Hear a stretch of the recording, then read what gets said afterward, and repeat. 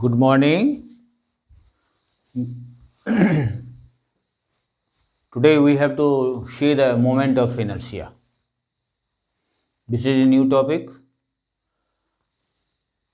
So far as moment of inertia is concerned, it is made up of two words, that is moment plus inertia. Moment plus inertia. Okay? Moment plus inertia. Inertia is well known to us.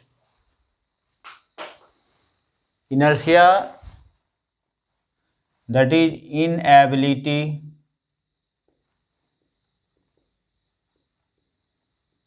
inability of a body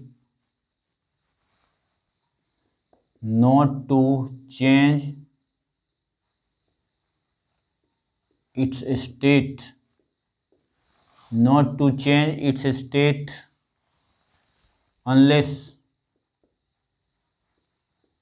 until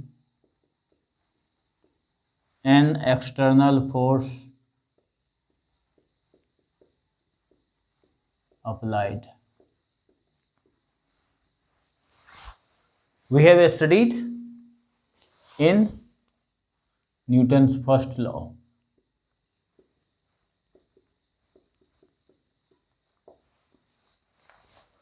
Inability of a body not to change its state unless or until an external force applied. This is definition of inertia.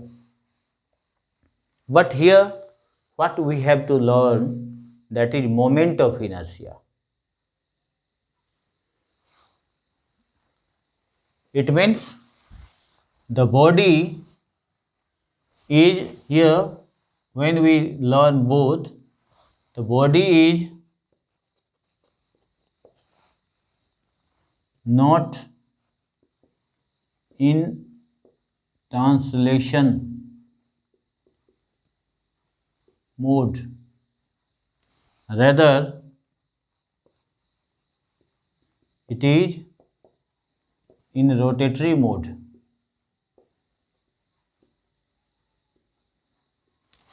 Means body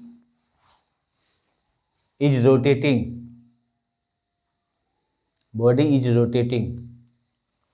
So moment of inertia, both moment plus inertia,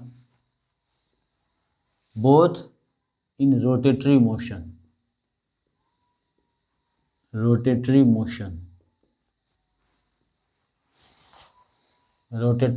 Then how can you define moment of inertia? Can be defined like this. Moment of inertia can be defined: inability of a body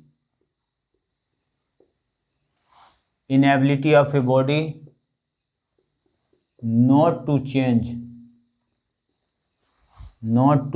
its state,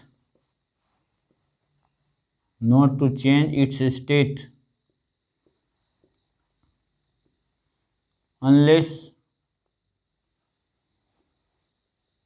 until a torque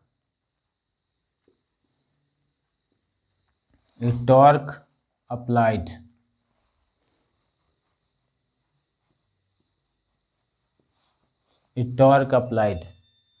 अब यहाँ पर देखिए क्या क्या बात आई है। तो यहाँ पर इस मोड को ही हम लोग थोड़ा सा देख लें। ट्रांसलेटरी मोशन जो हम लोगों को वेल नोन है, रोटेटरी मोशन जो आज हम लोग पढ़ने जा रहे हैं, दोनों को थोड़ा कंपेयर कर लेते हैं, ज़्यादा नहीं, थोड़ा सा कंपेयर करेंगे, जितना हमें ज़रूरत है उतना ही करेंगे। अभी यहाँ देखिए, इसमें हम लोग ट्रांसलेटरी मोशन में हम लोगों ने देखा इनर्शिया, ठीक। इनर्शिया को थोड़ा सा एग्जाम्पल के तौर पर देखिए। ये आपको एक बुक है जो एक यहाँ लैपटॉप पर रखा हुआ है, ठीक है। इसको यदि हम कोई फोर्स नहीं लगाते हैं इसके ऊपर तो क्या होगा, ये एज इट इज रखा हुआ रहेगा। यदि फोर्स लगाए तो ये मूव करेगा, तो मूव करेगा तो क्या, ट्रांसलेशन, ये मूवमेंट हुआ, ठीक है। अब देखिए यहाँ पर रोटेशन की बात यदि करेंगे तो रोटेशन मोमेंट ऑफ इनर्शिया जो अभी पढ़ेंगे, रोटेशन की बात करेंगे। देखिए ये क्या था, रोटेशन के लिए एक एक्सिस होना चाहिए, अदरवाइज ये भी ट्रांसलेशन हो जाएगा। यदि इसी को ऐसे हम ले लेते, इसको एक्सिस नहीं लेंगे तो यह क्या होगा, इस पर फोर्स लगाएंगे, देखिए इसमें ट्रांसलेशन मोशन होगा। लेकिन यदि इसी को हम क्या करते हैं, एक्सिस दे दिए, एक्सिस दे दिए, आर्किमिडीज क्या बोले थे, हमें एक्सिस दो, मैं वर्ल्ड को घुमा दूंगा, है ना, रोटेट करवा दूंगा। तो देखिए रोटेशनल मोशन का कॉन्सेप्ट जैसे ब्रेन में आए तो समझ लीजिए कि उसमें एक्सिस का ज़रूरत है। देखिए एक्सिस हो गया, अब एक्सिस हो गया तब इसको घुमा दीजिए, इस पर टॉर्क ऐसे लगेगा, घूमेगा ये, ठीक है। टॉर्क लगा और ये घूमा, ठीक। तो देखिए ये हो गया, जैसे ये किसी एक्सिस के अराउंड ये घूमता है तो यह हो गया translation motion, sorry rotatory motion. किसी एक्सिस के अराउंड यदि घूमता है, किसी एक्सिस के अबाउट घूमता है, किसी एक्सिस के अबाउट यदि घूमेगा तो वह क्या होगा, होगा रोटेशनल मोशन। अब रोटेशनल मोशन का और एग्जांपल है कि आप अपने घर के डोर को लॉक करते हैं और या ओपन करते हैं, तो वहाँ पर भी आप देखिएगा तो आपका जो डोर है वह किसी न किसी एक्सिस के अबाउट मूव कर रहा है, और वह एक्सिस क्या है, हिंज लगा हुआ होता है, कब्जा जिसको कहते हैं, और ऐसे करके वह लगा हुआ रहता है जिसके कारण वह ऐसे मूव करता है, ठीक है। उसमें 2-3 लगा रहता है तो एक्सिस तैयार हो जाता है, फिर वह मूव करता है। डोर का मूवमेंट उसी के अबाउट होता है, तो वह हो गया रोटेशनल। यहाँ पर अभी मैं कह रहा था कि इनर्शिया जो है वह ट्रांसलेटरी मोशन का फिजिकल क्वांटिटी है, और मोमेंट ऑफ इनर्शिया, ये मोमेंट ऑफ इनर्शिया आपका रोटेटरी मोशन का हो गया। देखिए उसके बाद यहाँ पर मैं क्या देखा, यहाँ इनर्शिया, फोर्स यदि लगेगा तब इसमें मूवमेंट होगा। कोई ऑब्जेक्ट में, कोई ऑब्जेक्ट ऐसे है अभी दिखाए, यदि फोर्स लगा तो यह यहाँ से यहाँ आ गया, ठीक। तो फोर्स चाहिए इसके लिए, ये हो गया फोर्स। अब यदि रोटेटरी मोशन की बात करेंगे तो उसके लिए क्या चाहिए, टॉर्क, ठीक है। रोटेटरी मोशन के लिए टॉर्क। अब देखें कि ये एक्सिस है, ऐसे ये मूव कर रहा, ठीक है। इस एक्सिस के अबाउट ये मूव कर रहा है, इसका मूवमेंट ऐसे हो सकता है। तो ये दोनों चीज अभी मैं समझाने का कोशिश किया आपको, ठीक है। अभी देखिए ये हमको दोनों ही कंडीशन में कैसे इसको समझें, और मैं कोशिश करता हूं आगे। तो इसके बाद अब हम क्या देखेंगे कि मोमेंट ऑफ इनर्शिया को हम डिफाइन कैसे कर सकते हैं। ये तो हम कॉन्सेप्ट समझाने का कोशिश किए, ठीक है। अब मेन जो आपके एग्जाम में आएगा उसको आप देखिए। रिक्विजिट पैरामीटर्स क्या क्या होगा। तो मोमेंट ऑफ इनर्शिया के लिए दो चीज मस्ट है। पहला इस मोमेंट ऑफ इनर्शिया के लिए सबसे पहला है एक्सिस about which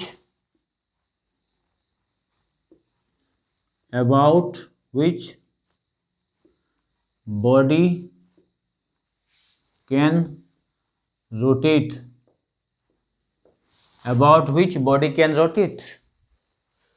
दूसरा है मास डिस्ट्रीब्यूशन,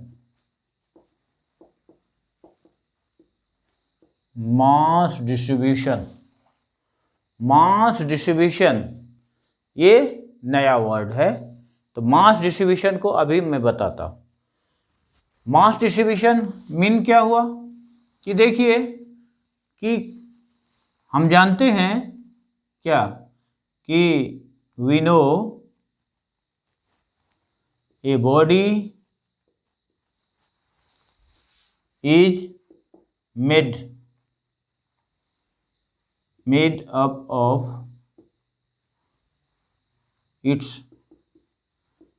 constituent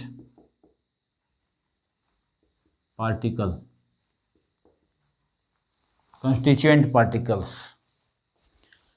अब constituent particles तो हम जानते हैं, ये तो एक हमारा कॉन्सेप्ट है।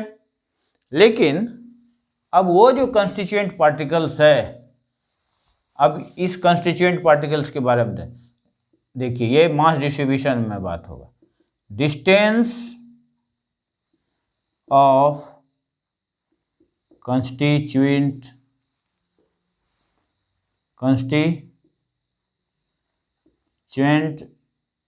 Particles from axis of rotation. Distance of constituent particles from axis of rotation, यही जो है ये चीज आपको कहलाता है मास डिस्ट्रीब्यूशन। ये अब मास डिस्ट्रीब्यूशन हो गया, ठीक है। Distance of constituent particle from axis of rotation, इसको देखिए। ये हो गया, ये हो गया। अब ये एक्सिस में लिया, इस एक्सिस एक देखिए, ये वाई एक्सिस ले लिए, ये एक्स एक्सिस ले लिए, इसको आप जेड एक्सिस भी कर सकते हैं। अब देखिए ये जो बॉडी है, ये बॉडी ऐसा तो नहीं है कि भगवान ऐसे ही बना दिए। इस बॉडी को बनाने के लिए बहुत सारे छोटे छोटे टीनी पार्टिकल्स है। तो वह टीनी पार्टिकल्स को देखिए, वह टीनी पार्टिकल्स कहीं भी हो सकता है, बहुत सारे हैं। मैं कुछ लिया, सबको तो दिखाना संभव नहीं है, तो कुछ जिससे कि हमारा कॉन्सेप्ट बिल्डअप हो दिखाने का मैं कोशिश कर रहा हूँ। तो फर्स्ट है, ये फर्स्ट है, इसका नाम M1, ये second M2, third M3, fourth M4, ये M5 और यहाँ N.Mn दे दिया। कितना को दूंगा? सबका देंगे तो फिर आप समझ भी नहीं पाएंगे, इसलिए कुछ लिया दिखाने के लिए जिसको आप समझ सकें, फिर उसको जनरलाइज कर देंगे हम, ठीक है। अब देखिए यहाँ इसका डिस्टेंस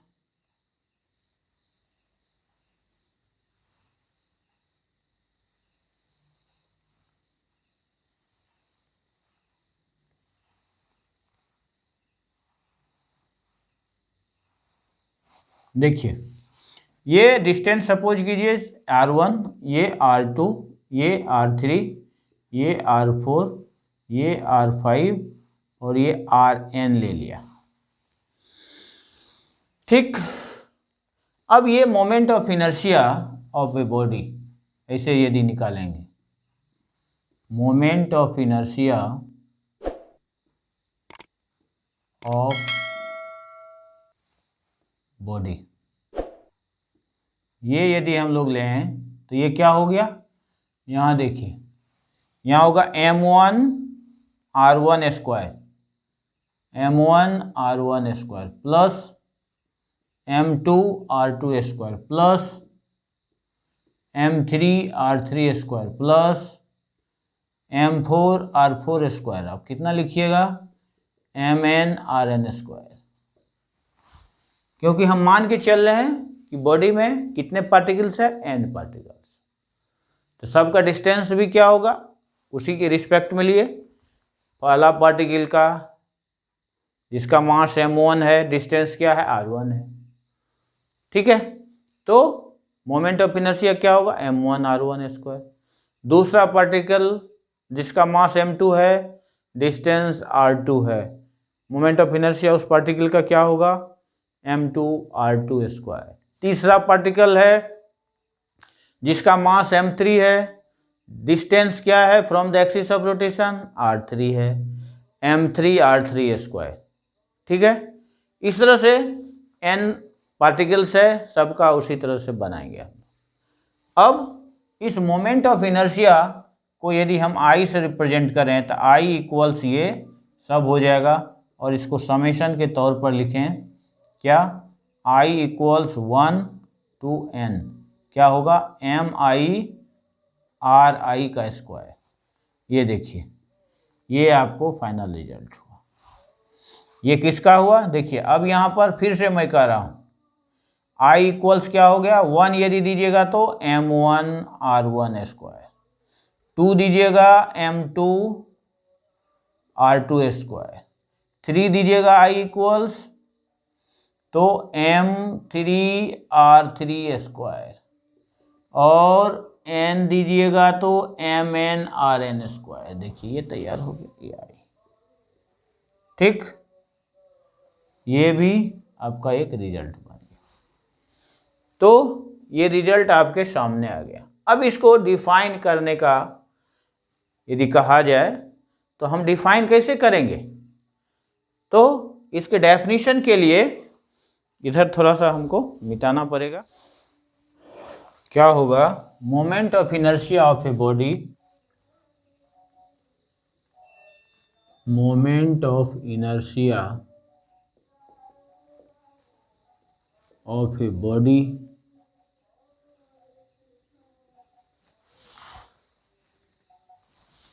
डिफाइंड एज, कैसे डिफाइन कीजिएगा,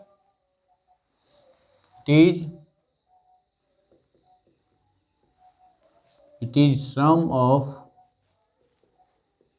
product of mass of constituent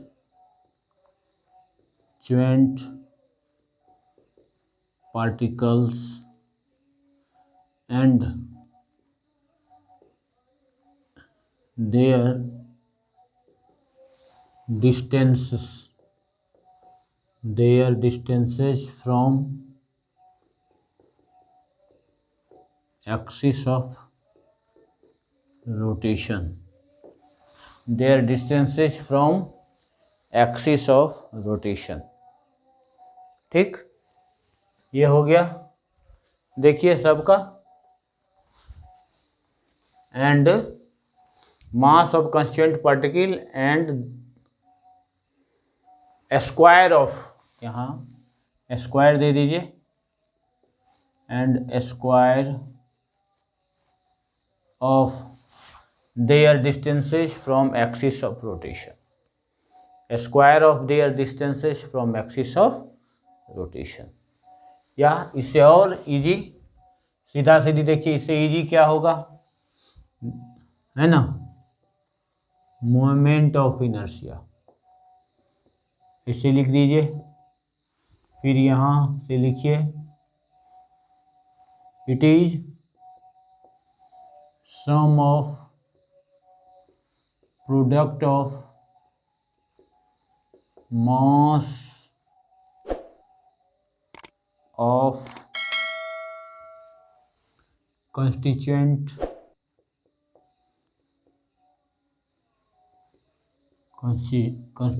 particles and square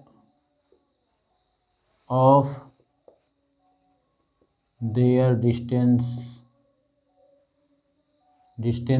from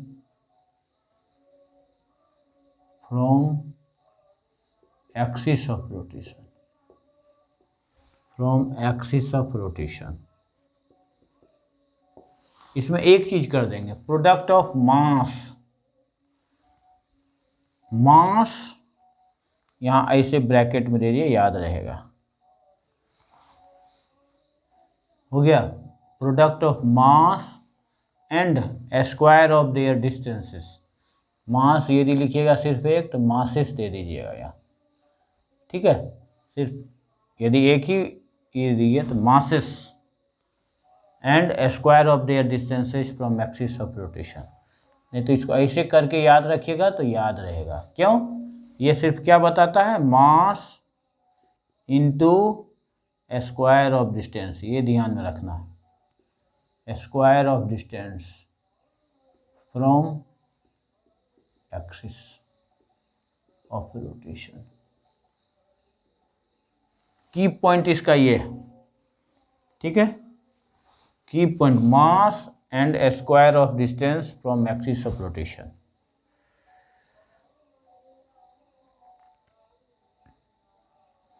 हो गया। और ये जो है ध्यान दीजिएगा कि moment of inertia about an axis है, हर हमेशा ध्यान दीजिएगा, about an axis, moment of inertia about an axis, ठीक है, ये हर हमेशा ध्यान में रखना, एक्सिस तो चाहिए ही चाहिए। तो दो चीज़ है, दोनों चीज़ को यहाँ पर देखिएगा, दोनों जुट गया तब जा कर के मोमेंट ऑफ इनर्शिया का डेफिनेशन आपका तैयार हुआ। ये दिमाग में रखना है हर हमेशा, ये अबाउट एन एक्सिस है, ये याद आप कैसे रखेंगे, ये हो गया। अब देखिए इसका यदि कहेंगे तो यूनिट क्या होगा, देखिए मास है ना, मास का यूनिट, तो मास का यूनिट डायरेक्ट अब लिख दें। अब क्या लिखेंगे, यहाँ लिखा हुआ है मास का क्या है केजी, और स्क्वायर ऑफ डिस्टेंस है तो ये क्या हो गया metre square, KG metre square. Dimension की यदि बात करते हैं तो देखिए मास का m होगा, डिस्टेंस है तो l स्क्वायर t नॉट, तो ये हो गया डायमेंशन, ठीक है। तो यूनिट और डायमेंशन सब हो जाएगा, ठीक है। तो ये आपका मोमेंट ऑफ इनर्शिया रहा, ठीक है। आशा करते हैं कि आप लोग इसको एंजॉय किए होंगे। Okay, thank you.